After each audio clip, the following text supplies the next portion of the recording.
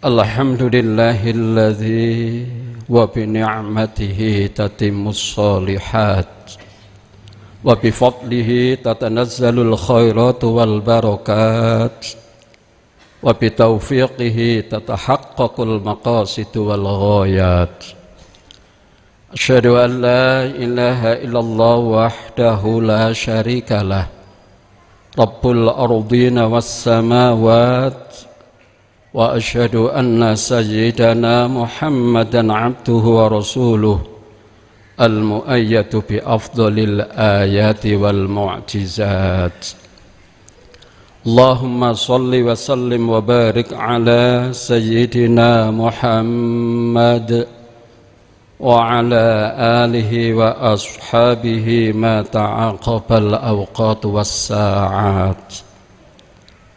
Amma ba'd, faya ibadallah, usikum wa nafsi bitaqwallah wa ta'atihi la'allakum tuflihun. Faqad qala Allah ta'ala fi kitabihil karim, wa may yuti'illaha wa rasulahu wa yakhshallaha wa yattaqhi fa ulaika humul faizun. Shadaqallahul azim. Ma'asyiral hadirin, para jamaah salat Jumat rahimakumullah. Marilah bersama-sama kita senantiasa berusaha untuk meningkatkan kualitas ketakwaan kita kepada Allah Subhanahu wa taala dengan berusaha melaksanakan segala apa yang menjadi perintah-perintahnya dan kita jauhi segala larangannya, agar dengan demikian kita semuanya akan tergolong orang-orang yang mendapatkan kebahagiaan fid din wad dunya wal akhirah.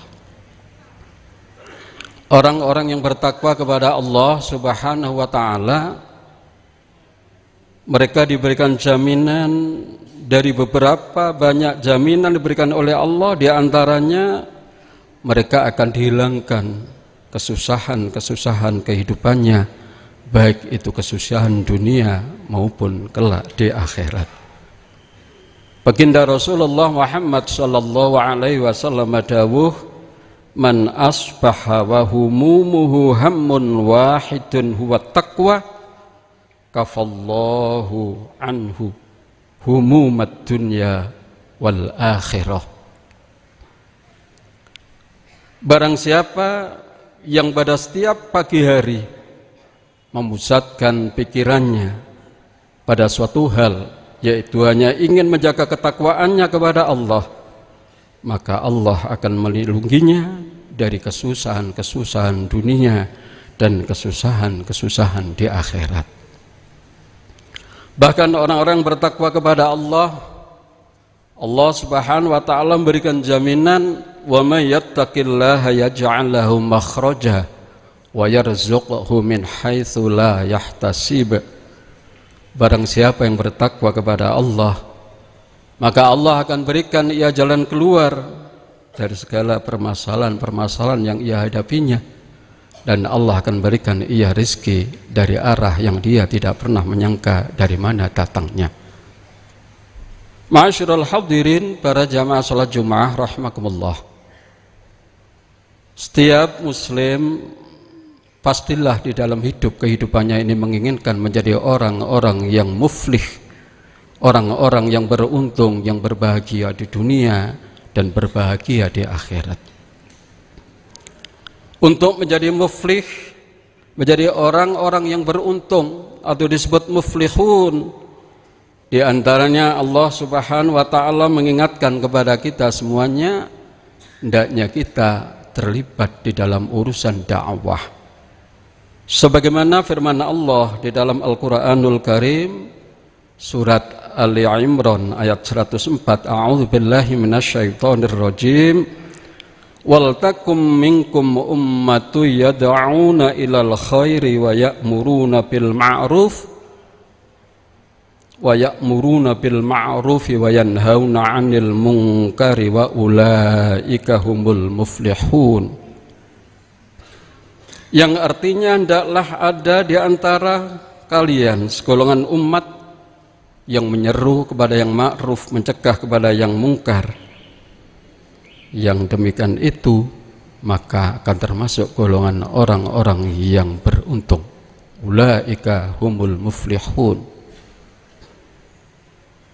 Kita jumpai pula di dalam Al-Qur'anul Karim surat Al-A'raf, tepatnya ayat 157. Ini juga berkaitan dengan dakwah. A'udzubillahi minasyaitonir rajim. Alladzina yattabi'una ar-rasulal ummiyya alladzina yajiduna maktuban 'indahum fit Taurati wal Injil ya'muruhum bil ma'rufi wa yanhahum 'anil munkar wa yuhillu lahumut thayyibat wa yuharrimu 'alaihimul khaba'itha wa yadh'u 'anhum israhum wal aghlal allati kanat 'alaihim falladzina amanu bihi wa 'azzaruhu wa nasaruhu wattaba'un nurul ladzi unzila ma'ah ulaika humul muflihun. Ayat ini menerangkan tentang ciri-ciri kita umat Kanjeng Nabi Muhammad sallallahu alaihi wasallam, yaitu orang-orang yang mengikuti Rasul, Nabi yang ummi, yang namanya mereka dapati tertulis di dalam Taurat dan Injil, yang menyuruh mereka mengerjakan yang ma'ruf dan melarang yang mungkar, dan menghalalkan kepada mereka yang baik-baik serta mengharamkan kepada mereka hal-hal yang buruk-buruk dan membuang dari mereka beban-beban dan belenggu-belenggu yang ada pada mereka.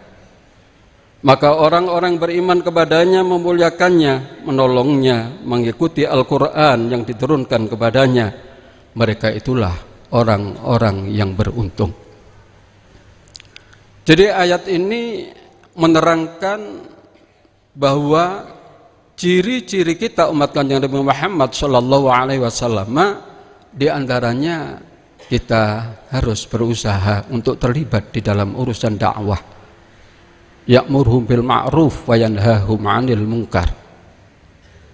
Mengajak kepada yang ma'ruf, mencegah kepada kemungkaran.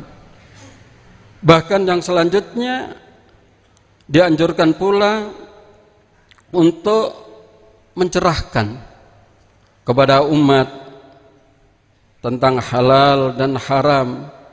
Sekaligus kita sampaikan bahwa kita umat Kanjeng Nabi Muhammad sallallahu alaihi wasallam diberikan syariat oleh Allah yang relatif lebih ringan kalau dibandingkan dengan syariat umat-umat yang terdahulu. Demikian pula beban-beban belenggu-belenggu yang dirasakan oleh umat-umat yang terdahulu, ini banyak yang dikurangi, bahkan dihilangkan oleh Allah Subhanahu wa taala kepada kita umat Kanjeng Nabi Muhammad sallallahu alaihi wasallam. Kalau umat yang terdahulu diwajibkan seperti umatnya Nabi Musa salat 5 waktu, kita umat Kanjeng Nabi sehari semalam hanya 5 waktu, tetapi umat Kanjeng Nabi Musa diperintahkan 50 waktu.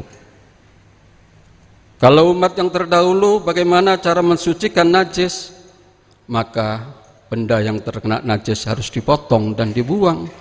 Tetapi kita umat Kanjeng Nabi Muhammad sallallahu alaihi wasallam bisa disucikan dengan air. Demikian pula masih banyak yaitu syariat-syariat lain yang sangat-sangat ringan kalau dibandingkan dengan syariat umat-umat yang terdahulu. Ma'asyiral hadirin, para jamaah salat Jumat rahimakumullah. Bagaimana agar dakwah yang kita lakukan ini berhasil? Maka tentunya marilah kita bersama-sama berpedoman yang pertama kepada dawuh Allah di dalam Al-Quran surat An-Nahl ayat 125. A'udzubillahi minasyaitonir rajim. Ud'u ila sabili rabbika bil hikmati wal mau'izatil hasanati wajadilhum billati hiya ahsan. Al-ayah. Serulah manusia ke jalan Tuhanmu dengan hikmah dan dengan pelajaran yang baik, dan bantahlah mereka dengan bantahan yang lebih baik. Ayat ini memerintahkan, mengingatkan kepada para juru dakwah, kepada kita semuanya, untuk senantiasa mengajak orang lain menuju jalan Allah dengan hikmah, dengan bijaksana, dan dengan mau'izatil hasanah, pelajaran tutur kata yang baik. Sehingga di dalam etika dakwah disebutkan al-qudwatu qabla dakwah. Bagaimana agar dakwah ini bisa berhasil? Maka kita yang mengajak ini harus memberikan keteladanan. Kemudian baru kita mengajak. Jadi lisanul hal afsahu mil lisanil maqal. Ucapan yang dibarengi dengan perbuatan yang nyata lebih mengena, lebih utama ketika dibandingkan dengan hanya mengajak belaka tanpa dibarengi dengan perbuatan yang nyata. Sehingga ketika kita melaksanakan dakwah, maka tentunya mari kita berupaya juga untuk diri kita, juga kepada orang lain. Sehingga diingatkan oleh Allah Subhanahu wa ta'ala di dalam Al-Quranul Karim, tepatnya yaitu di dalam surat Al-Baqarah ayat 44, atamuruna nasa bil birri wa tansawna anfusakum al-ayah. Mengapa kalian memerintahkan kepada manusia untuk berbuat bir, berbuat kebaikan, sedang kalian melupakan diri kalian? Ayat ini mengingatkan kepada para juru dakwah, pada para dai, untuk senantiasa bisa memberikan qudwah, memberikan uswah hasanah sebelum yaitu menyampaikan dakwahnya kepada orang lain. Yang berikutnya adalah at-ta'lifu qabla ta'rif. At-ta'lif artinya adalah menyenangkan, mengikat hati objek dakwah sebelum kita menjelaskan. Bagaimana at-ta'lif ini agar mengikat hati para juru dakwah, pada para da'i, kita semuanya yang terlibat dalam urusan dakwah, monggo kita tampilkan akhlakul karimah.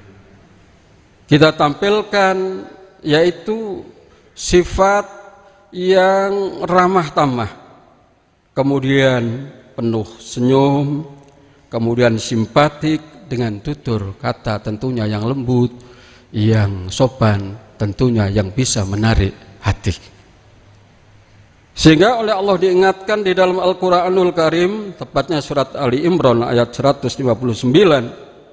A'udzubillahi minasyaitonir rajim, walau kunta faddan ghalidal qalbi lang faddu min haulik al-ayah.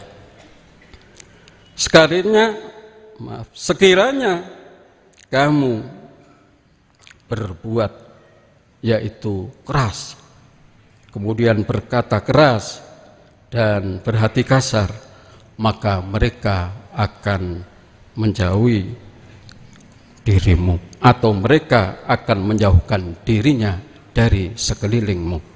Jadi lang faddu min haulik, mereka akan meninggalkan kita ketika dakwah ini disampaikan dengan cara-cara yang keras, dengan cara-cara yang kasar, yang tidak dilandasi dengan akhlakul karimah. Yang berikutnya kita sampaikan at-taysir wala ta'sir, bahwa agama ini adalah memudahkan, tidak mempersulit. Sehingga Kanjeng Nabi dawuh, yassiru wala tu'assiru wasakkinu wala tunaffiru. Mudahkan, jangan kau persulit, dan buatlah mereka tenang agar mereka tidak lari. Di dalam Al-Quranul Karim Allah juga dawuh, yuridullahu bikumul yusra wala yuridu bikumul usra. Allah mengendaki kepada kalian kemudahan, bukan mengendaki kesulitan. Ma'asyiral hadirin rahimakumullah, bagi para pemula yang baru saja mengenal syariat dinul Islam, barangkali kita sampaikan, silahkan melaksanakan sebisa kamu, pelan-pelan dengan terus belajar. Ketika saudara-saudara kita yang dalam keadaan udzur tertentu, silahkan melaksanakan ibadah dengan kemampuan masing-masing. Kita sampaikan, ketika tidak bisa berdiri, silahkan dengan duduk. Ketika dengan duduk pun sulit, silahkan dengan berbaring, dan seterusnya. Intinya kita mudahkan, jangan kita sulitkan. Mudah dalam artian yang dibenarkan menurut daripada syariat agama kita. Yang berikutnya adalah at-targhib qabla at-tarhib.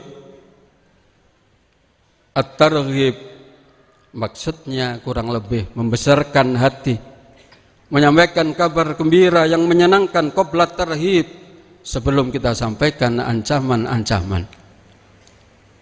Etika dakwah ini sebagaimana dalam Al-Qur'anul Karim Allah dawuh, inna arsalnaka basyira wa nadhira. Jadi kami Allah mengutus engkau Muhammad basyiron wa nadhiron, untuk menyampaikan kabar gembira dan untuk menyampaikan peringatan. Jadi objek dakwah yang kita dakwai, umat jamaah ini harus kita senangkan. Kita ceritakan tentang Allah itu Ghafurur Rahim, Allah zat yang menerima taubat. Sebesar apapun dosa yang dilakukan seseorang, apabila dia mau bertobat kepada Allah dengan taubatan nasuha, maka taubatnya diterima oleh Allah Subhanahu wa ta'ala. Termasuk amal-amal yang dimana kebajikan-kebajikan begitu besar pahalanya di sisi Allah. Siapa yang hanya berniat berazam melakukan kebaikan belum dilaksanakan, sudah diberikan pahala. Ketika dilaksanakan, maka pahalanya akan berlipat ganda, bahkan bisa sampai 10, 700, bahkan Allah yang akan melipat gandakan pahala-pahala tersebut. Subhanallah. Sampai di dalam Al-Quran surat Al-Hijr ayat 49 dan 50, Allah dawuh, nabbi ibadi anni anal ghafurur rahim wa anna azabi huwal azabul alim. Sampaikan, ceritakan kepada hamba-hambaku, sesungguhnya aku adalah zat yang maha pengampun dan zat yang maha penyayang, dan sesungguhnya azabku adalah azab yang sangat pedih. Setelah mereka kita sampaikan yang menyenangkan, yang menggembirakan, dengan adanya rahmah, ampunan, maghfirah Allah, kita sampaikan tentang surga dan sebagainya, baru mereka kita berikan peringatan, yaitu hal-hal yang hubungannya dengan ancaman-ancaman siksa Allah bagi orang-orang yang melanggar, yaitu dawuh-dawuhnya. Ma'asyiral hadirin para jamaah rahimakumullah, yang terakhir barangkali kami tambahkan, yaitu bahwa objek dakwah ini perlu yang namanya at-tafhim qabla talqin, yang artinya kurang lebih adalah kita fahamkan mereka. Tidak hanya terus-menerus hanya kita tuntun, terus-menerus hanya istilahnya adalah bebek atau hanya ikut saja. Jadi apa yang kita sampaikan kepada objek dakwah ini dasarnya Al-Quran, ini hadisnya, ini rujukan kitabnya, dan seterusnya dan seterusnya. Mari terus ikra, terus belajar, ayo terus hadir di majelis-majelis ilmu, majelis orang alim dan seterusnya. Kita fahamkan mereka. Tidak, mereka hanya terus kita tuntun terus menerus sehingga akhirnya menjadi pasif. Inilah beberapa yang bisa kami aturkan. Mudah-mudahan khutbah singkat ini membawa manfaat, dan semoga kita dijadikan hamba-hamba Allah yang senantiasa mau menyeru kepada orang lain untuk terus berbuat kebajikan, sehingga kita dan seluruh keluarga kita, anak zuriat kita, dijadikan oleh Allah orang-orang mendapatkan kebahagiaan fiddin wa dunya wal akhirah. Amin amin ya rabbal alamin. A'udzu billahi minasy syaithanir rajim. Bismillahirrahmanirrahim. ومن أحسن قولا ممن دعا إلى الله وعمل صالحا وقال إنني من المسلمين. بارك الله لي ولكم في القرآن العظيم ونفعني وإياكم بما فيه من الآيات والذكر الحكيم. وتقبل الله منا منكم تلاوته تعالى جواد كالبر الرحيم وقل رب اغفر وارحم وأنت خير الراحمين.